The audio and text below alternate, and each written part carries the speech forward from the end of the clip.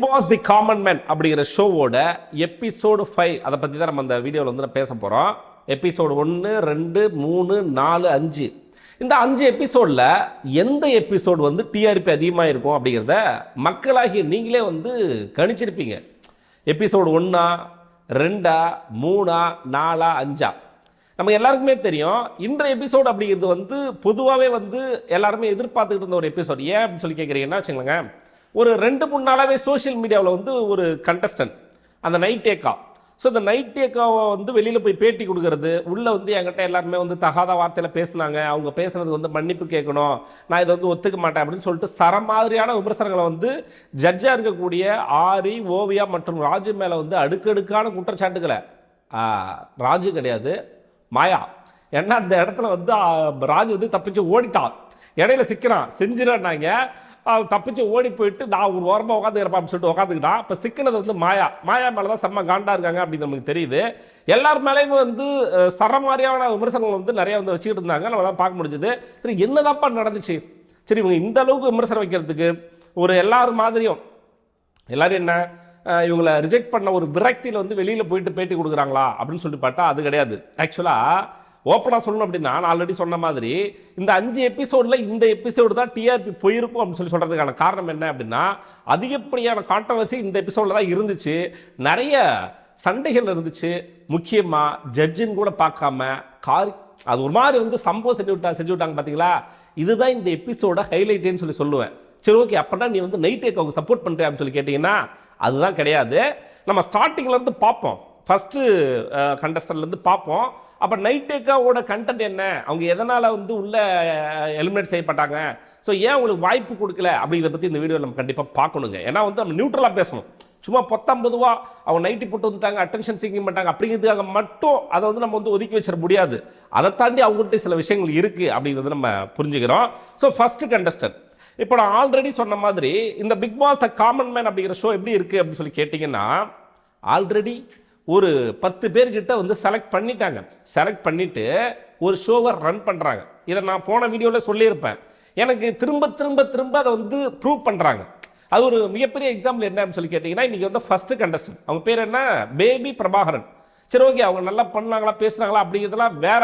But ஆனால் அவங்க உள்ளே வரும்பொழுது அவங்களுக்கான ஒரு செட்டப் அப்படிங்கிறது ரெடியாக வெளியில் இருக்குது. இவங்களை கண்டிப்பாக செலக்ட் பண்ண போகிறோம். செலக்ட் பண்ணதுக்கு அப்புறமாக இவங்க சொல்கிறாங்க, நாங்கள் வந்து ஒரு முறுக்கு கடை வச்சுருக்கோம் அப்படின்னு சொல்லி சொல்கிறாங்க. அவங்க ஒரு இதை சொல்லி முறுக்கு கடை வச்சுருக்கோம் அப்படின்னு சொல்லி சொல்கிறாங்க. அப்படி இருக்கும்போது அந்த முறுக்கை செய்யறதுக்கான எல்லா விதமான விஷயங்களும் ரெடி பண்ணி எண்ணெயிலேருந்து, கடாயிலிருந்து, டேபிள்லேருந்து எல்லாத்தையும் வெளியில் வச்சதுக்கான காரணம் என்ன, பக்கா ஸ்கிரிப்டட் அப்படிங்கிறத அவங்களே ஒத்துக்கிறாங்க நண்பர்களே. சீரியஸாக எனக்கு அதுதான் சொல்ல தோணுச்சு.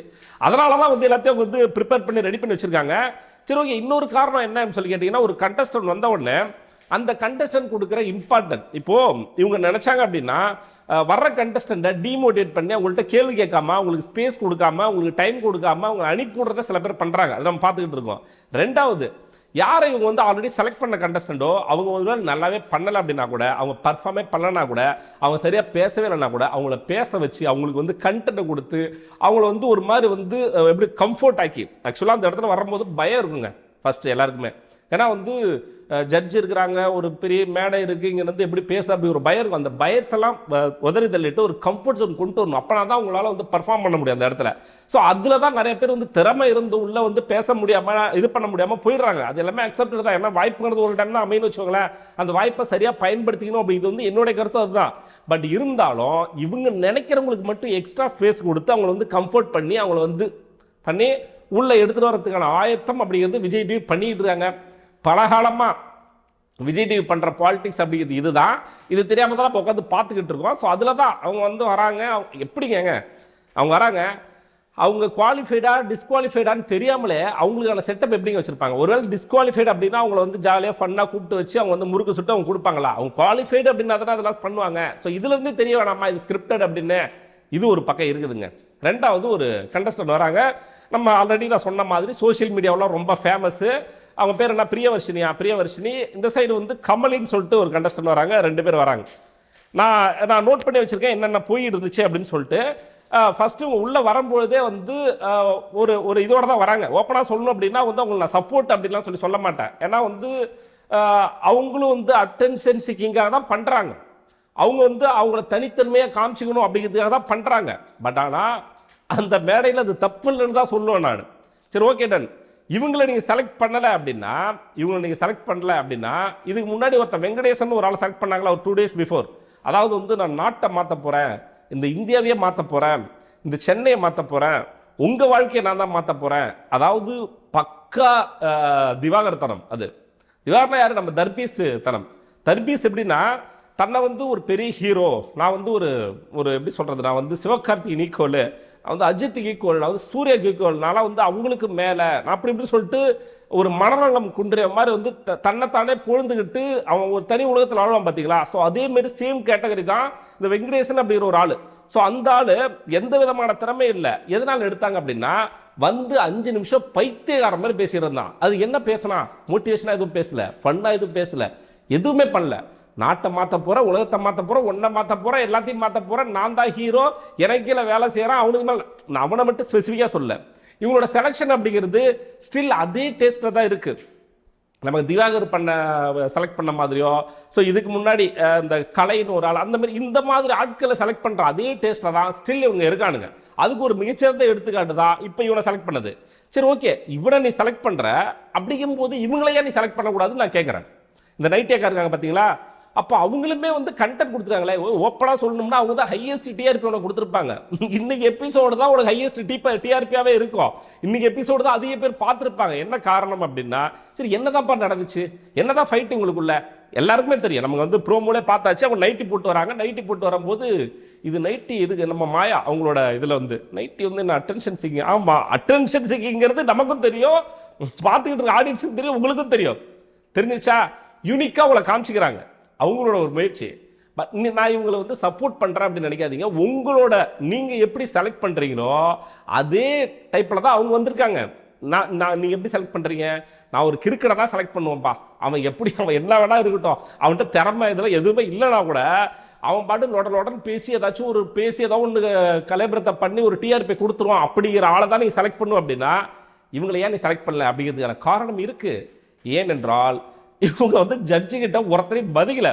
முக்கியமாக மக்கள் எல்லாரும் மேலேயும் வந்து இப்போ ஓப்பனாக சொல்கிறாங்க, ஆரி இருக்காப்புல, ஆரியில் எனக்கு ரொம்ப ரொம்ப ரொம்ப ரொம்ப பிடிக்கும் அந்த சீசனில்.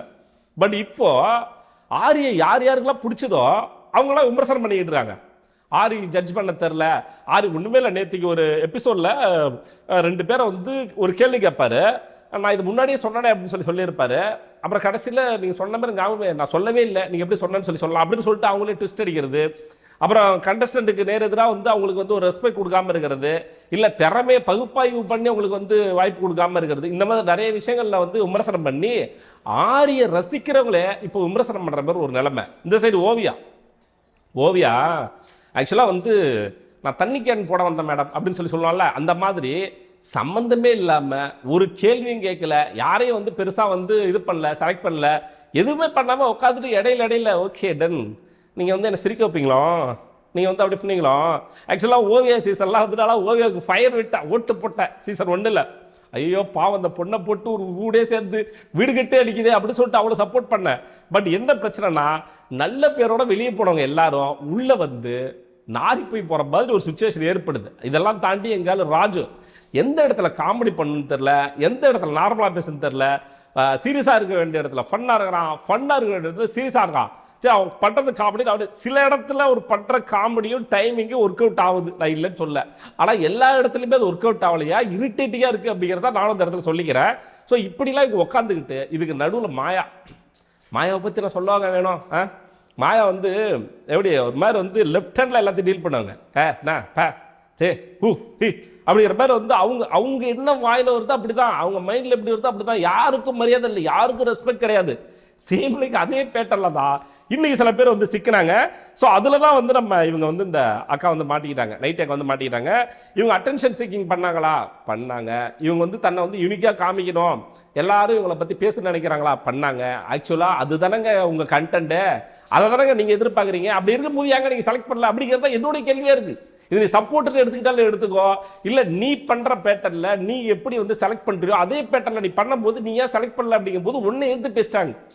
ஒரு சுச்சுவேஷனில் ஆரி என்ன சொல்கிறாங்க, என்னை வந்து நீ ட்ரெஸ் இப்போ இப்படி தான் வரணும் அப்படிங்கிறல்ல, நீ ஏன் கோட் போடாமல் வந்த, நான் கேள்வி கேட்டுப்பா அப்படிங்கிறாங்க. ஆரி வந்து என்ன பண்ணுறதுன்னு தெரியாமல் திரு முடிச்சுட்டு உட்காந்துருக்காங்க. மாயா வந்து இப்படி இப்படி பண்ணியிருக்காங்க. ஆக்சுவலாக அதெல்லாம் நான் இதெல்லாம் நிறைய காட்டலை, நிறைய சீன் வந்து காட்டலை. இவங்க ஆக்சுவலாக வந்து இந்த லேடிக்கு எதிராக இவங்க பண்ண விஷயத்த காட்டலை. பட் அந்த லேடி எந்த அளவுக்கு தப்பாக காமிக்கணுமோ, நைட்டியக்காவை எந்த அளவுக்கு தப்பாக காமிக்கணுமோ அந்த அளவுக்கு ஒரு சைடு தப்பாக காமிச்சு வச்சுருக்காங்க. இந்த சைடு காமிக்கும் போது இவங்க பண்ண விஷயங்கள் நிறைய விஷயங்களை காமிக்கல. அதனால தான் பார்க்குற நமக்கு வந்து நைட்டியக்கா தான் தப்பு, இவங்க வந்து சரி அப்படிங்கிற ஒரு தோரணை ஏற்படுது. பட் ஆனால் அவங்க அட்டென்ஷன் சீக்கிங் பண்ணாங்க, அவங்க யூனிக்காக காமிச்சின்னு ஆசைப்பட்டாங்க, அவங்க பிரச்சனை பண்ணாங்க. இது எல்லாமே அவங்க வந்து ஒரு வாய்ப்புக்காக தான் பண்ணாங்க. இந்த மாதிரி ஜட்ஜுக்கிட்ட சண்டை போடாமல் இருந்த சில பேர், ஜட்ஜிகிட்ட சண்டை போடாமல் இருந்து நீ பைத்தியாரந்தனை பண்ணி அட்டென்ஷன் சீக்கிங் பண்ணீங்க அப்படின்னா உடனே உள்ளே எடுத்துக்கிறாங்க. ஜட்ஜை நீ எடுத்து பேசுகிற ஒன்றுமே இல்லை. இடையில ராஜு வந்து இடையில ஏதோ ஒரு வார்த்தை விட்டா, அதை வந்து மியூட்டில் போட்டுறாங்க. என்ன அப்படிங்கிறது சரியாக கிளியராக கேட்கல. யாருக்கும் தெரிஞ்சால் கமெண்ட் பண்ணுங்க. அதுக்கு வந்து ஏதோ ஒரு டிவி சோஷியல் மீடியாவுக்கோ ஏதோ ஒரு டிவி சேனல் ஏதோ என்ன சொன்னான்னு தெரியல, ஒரு வேளை ஏதாவது 18+ சொல்லிட்டாங்க என்னன்னு தெரியல, செஞ்சிரு அப்படின்ட்டாங்க. நீங்கள் வந்து யாரெல்லாம் வராது அப்படின்னா, எம்மா எனக்கு ஆளை விடுமா, நான் போயிடுறேம்மா அப்படின்னு சொல்லிட்டு ஒரு சுச்சுவேஷனுக்கு மேலே எல்லாரும் அங்கே இருக்கிற ஜட்ஜ் எல்லாருமே வந்து ரிசல்ட்டை வந்து டிஸ்குவாலிஃபைன்னு சொல்லணும். ஆக்சுவலாக அதான் எண்ட் ஆஃப் ஜேர்னி கொடுக்கணும். பயந்துக்கிட்டு இருக்காங்க நைட்டியக்காவுக்கு. ஆஹா, நம்ம எண்ட் ஆஃப் ஜேர்னி கொடுத்தனா இது என்னென்ன பண்ணுமோ என்ன கிழிக்குமோ தெரியலையே அப்படின்னு சொல்லிட்டு ஒரு சுச்சுவேஷனில் உங்களுக்கு எண்ட் ஆஃப் ஜேர்னி கொடுக்குறதையும் யோசிச்சுக்கிட்டு தயங்கி சொல்கிறாங்க, எக்ஸ்பிளைன் பண்ணுறாங்க. அப்படி சுற்றி கித்தி இப்படி கித்தி வராங்க. அவங்கள வந்து எண்ட் ஆஃப் ஜேர்னி கொடுக்கறதுக்கு அப்படி வந்து வராங்க. அப்படி ஃபைனலாக வந்து கொடுத்துட்டாங்கன்னு வச்சுங்களேன். கொடுத்து வெளியில் வந்ததுக்கு அப்புறமா ஆக்சுவலாக வந்து உடையை பற்றி பேசி அதை பற்றி அட்டென்ஷன் அதெல்லாம் வந்து நான் ஒத்துக்கவே மாட்டேன். அவங்க யாரும் உடையை பற்றி தப்பாக பேசுகிற ஆட்கள் கிடையாது. உடைக்கு வந்து இன்னும் சொல்ல போனால் அங்கே இருக்கிறவங்க எல்லாருமே ப்ராக்ரெசிவான மைண்ட் செட் உள்ள ஆளுங்க தான். ஈவன் மாயாவும் சரி, ஆரியும் சரி, எல்லாருமே. பட் இருந்தாலும் அந்த இடத்துல அவங்களோட அந்த ஸ்க்ரீன் ஸ்பேஸை நைட்டியக்கா எடுத்துக்கிட்டு அவங்க பண்ணாங்களா இல்லையா? அதான கண்டென்ட்டு, அதான கான்செப்ட்டு. இவங்களை உள்ள விட்டா டெய்லிக்கு வீட்டில் கலேபரம் நடக்குமா நடக்காதா, கண்டென்ட் கிடைக்குமா கிடைக்காதா அப்படின்னு சொல்லி பார்க்கும்போது 100% கிடைக்கும். பிக் பாஸுக்கு ஏற்ற 100% பிக் பாஸுக்கு ஏற்ற ஒரு ஆள் தான் நம்ம நைட்டியக்கா. பட் துரதிருஷ்டமாக அவங்க அந்த இடத்துல போயிட்டு ஜட்ஜுக்கிட்ட நடந்துக்கிட்ட விதத்தினால ஜட்ஜு காண்டாயி, இவங்க தான் ஜட்ஜு காண்டாயி இவங்களை வந்து ரிஜெக்ட் பண்ணிட்டாங்க. இதுதான் நிதர்சனமான உண்மை. இதை தாண்டி ஒன்றுமே இல்லை நண்பர்களே. அந்த கண்டஸ்டன் யாருன்னு சொல்லி கேட்டிங்கன்னா, ரஞ்சித்னு ஒரு கண்டஸ்டன். அவர் வந்து மதுரையை சேர்ந்தவர். ஸோ வரும்பொழுது என்ன சொல்கிறாங்கன்னா வந்து, நீங்கள் வந்து ஒரு வாய்ப்பு உங்களுக்கு வந்து வழங்கப்படுது, ஸோ அந்த வாய்ப்பு இன்னொருத்தவங்களா விட்டு கொடுப்பீங்களா அப்படின்னு சொல்லி அவரோட லைஃப் ஜேர்னி கேட்கும்போது, நான் நிறைய விட்டு கொடுத்துருக்கேன் அப்படின்னு சொல்லி சொல்லும்போது, அப்போ இந்த வாய்ப்பை வந்து மற்றவங்க விட்டு கொடுப்பீங்களா அப்படின்னு சொல்லி கேட்கும்போது, நான் விட்டு கொடுப்பேனே அப்படின்னு சொல்லி சொன்னேன். சரி கிளம்புங்க அப்படின்னு சொல்லி நம்மளும் கிளம்பிடுவான் தலைவன். ஆனால் உண்மையுமே நல்லா ஜாலியாக ஒரு மாதிரி வைப்பாக ஃபண்டாக இருந்துச்சு. ஸோ அவரை வந்து செலக்ட் பண்ணிட்டாங்க. அதிசயமாக வந்து இன்றைக்கி வந்து 3 எடுத்த 4 பேர்லேயே வந்து 2 பேர் ஒரு ஆள் தான் 2 பேர் ரிஜெக்டட். சாரி, கமலையும் ரிஜெக்ட் பண்ணிட்டாங்க. ஸோ இவங்களையும் ரிஜெக்ட் பண்ணிட்டாங்க, நைட்டியக்காவை ரிஜெக்ட் பண்ணிட்டாங்க. ஸோ அதுக்கப்புறமா வந்து ரஞ்சித்தை செலக்ட் பண்ணுறாங்க. ஓகே டன், அது வந்து அக்செப்டட் தான். ஸோ அதுக்கப்புறமா வந்து நிவ்யா மாறன் மற்றும் ஆயிஷா இவங்க 2 பேர். இப்போ ரஞ்சித்துமே வந்து புஷ் பண்ணி இவங்க வந்து நிறைய மோட்டிவேட் பண்ணி ஒரு மாதிரி தான் வந்து எடுத்துகிட்டு வந்து உள்ள இது பண்ணாங்க. ஸோ அதுக்கப்புறமா வந்து நிவ்யா மாறன் மற்றும் ஆயிஷா. நிவ்யா மாறன் யாருன்னு சொல்லி கேட்டிங்கன்னா, நம்ம நடிகர் தெரியுமில்ல, நம்ம கில்லி படத்தில் ஓட்டேரி நரி மாறன். ஸோ அவரோட பொண்ணுன்னு தான் நினைக்கிறேன். ஸோ அப்படி தான் அவங்க சொன்னாங்க. ஏன்னா சார்பாட்டா பரம்பரில் மாறனோட பொண்ணு தான் நான் அப்படின்னு சொல்லி சொன்னாங்க.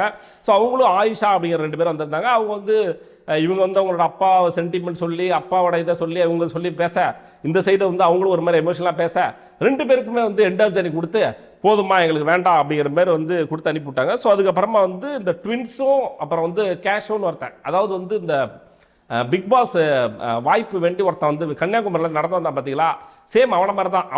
அவனுக்கும் இவனுக்கு ஒரே ஒரு டிஃப்ரெண்ட் தான். என்னன்னா, அவனோட கிறுக்குத்தனத்தை அவன் வெளியில் பண்ணி உள்ளே வந்து டீசெண்டாக நடந்துக்கிட்டான். அதனால அவனை வந்து தூக்கி அடிச்சிட்டாங்க. அவன் எப்படி வெளியில் கிறுக்குத்தனம் பண்ணிட்டு இருந்தானோ சேம் லைக் அதே பேட்டரில் உள்ள ஷோவில் இருந்திருந்தான் அப்படின்னா கண்டிப்பாக அவனுக்கு வந்து ஆன் ஹோல்ட் ஆச்சு கொடுத்துருப்பாங்க. அவனை அப்படியே இது பண்ணி நம்மளால் வந்து சம்மந்தம் எல்லாம் பேசி சேரவான்னு சொல்லி கூப்பிடி அந்த மாதிரி ஒரு விஷயத்த பண்ணி இவன் செலக்ட் ஆகிட்டான். இவனுக்கு வந்து அந்த வாய்ப்பு வந்து செலக்ட் அப்படின்னு சொல்ல முடியாது. 3 பேருக்குமே வந்து ஆன் ஹோல்ட் வைக்கிறாங்க. சாரி, 3 பேருமே வந்து ஆன் ஹோல்ட் வைக்கிறாங்க. கடைசியாக லெஸ்லி மற்றும் ஆஷா அப்படிங்கிற ஒரு 2 பேர். ஸோ ஒரு சைடு லெஸ்லி அப்படிங்கிற வந்து ஒரு நல்லா பார்க்குறது ஹீரோ மாதிரி, நான் வந்து என்னோட திறமையை காமிக்கணும், மக்களுக்கு வந்து நான் வந்து என்னென்னங்கிறத ப்ரூவ் பண்ணணும் அப்படின்னு சொல்லிட்டு ஒரு சைடு இவங்க. இந்த சைடு வந்து ஆஷா அப்படிங்கிறவங்க வந்து கொஞ்சம் ஃபேட்டாக இருக்கிறாங்க. அவங்க பிறந்ததுல பிறந்ததுலேருந்தே ஃபேட்டாக இருப்பேன், ஸோ இது எனக்கு வந்து ஒரு டிமோட்டிவேஷனாக இருக்குது, என்னை எல்லாருமே கிண்டல் பண்ணுறாங்க, நான் இதை வந்து ஒரு இதுவாக எடுத்துக்கிட்டு இந்த இதெல்லாம் வந்து நான் வந்து மாற்றணும் அப்படின்னு சொல்லிட்டு அவங்க வராங்க. ஸோ அவங்களுக்கு வந்து உண்மையாகவே சொல்கிறேன், பெருசாக வந்து எனக்கு ஃபன் பண்ண மாதிரியோ இது பண்ண மாதிரியோ தெரியல. உண்மையாக சொன்னால் வந்த உடனே அவங்களுக்கு நடந்த அந்த அநீதி இருக்குது பார்த்தீங்களா, அவங்க வந்து ஃபேட்டாக இருக்காங்க அப்படிங்கிற ஒரு விஷயத்த சொல்லி அதன் மூலயமா ஜட்ஜ் இம்ப்ரெஸ் ஆகி அவங்க ஜட்ஜ் ஆகுனா என்ன சொல்லுவாங்கன்னா, விக்டிம் கார்டு எடுக்காதீங்க அப்படின்னு சொல்லுவாங்க. சேம் லைக் எனக்கு அப்படி தோணுச்சு. அந்த மாதிரி அந்த அக்கா அந்த இடத்துல வந்துச்சு, அந்த பொண்ணு வந்து அந்த இடத்துல வந்து பர்ஃபார்ம் பண்ணது சரியில்லை அப்படின்னு நான் சொல்லலை. பட் ஆனால் அவங்க உண்மையாகவே அவங்களுக்கு நடந்த அந்த விஷயத்துக்காகவே அவங்கள செலக்ட் பண்ண மாதிரி தான் எனக்கு தோணுச்சே தவிர, மற்றபடி 2 பேருமே வந்து சேம் பேட்டர்ன் தான். 2 பேருமே இன்டாப் ஜேர்னி கொடுக்க வேண்டிய ஆடுகள் தான், கொடுத்து அனுப்பிவிட்டாங்க. என்ன அப்படிங்கிறது வந்து நம்ம பொறுத்து தான் பார்க்கணும். இதுதான் நண்பர்களே எபிசோட் 5ல் நடந்த விஷயம். நைட்டி அக்கா பண்ண சம்பவங்களை பற்றி நீங்கள் என்ன நினைக்கிறீங்க? உண்மையாகவே நைட்டி அக்கா டிசர்வ்டா இல்லை டிசர்வ்டு இல்லையா அப்படிங்கிறது வந்து கமெண்ட் பாக்ஸில் மறக்காமல் போட்டு விட்டு போங்க. நம்ம சேனலில் புதுசாக பார்க்குற நண்பர்கள் வந்து தயவு செஞ்சு சப்ஸ்கிரைப் பண்ணிட்டு பாருங்கள். வீடியோவுக்கு லைக் பண்ண மறந்துடாதீங்க. இதே மாதிரி அடுத்த விட உங்களை சந்திக்கிறேன். அதுவரை உங்களிடமிருந்து விடைபெறுவது நான் ஏவி.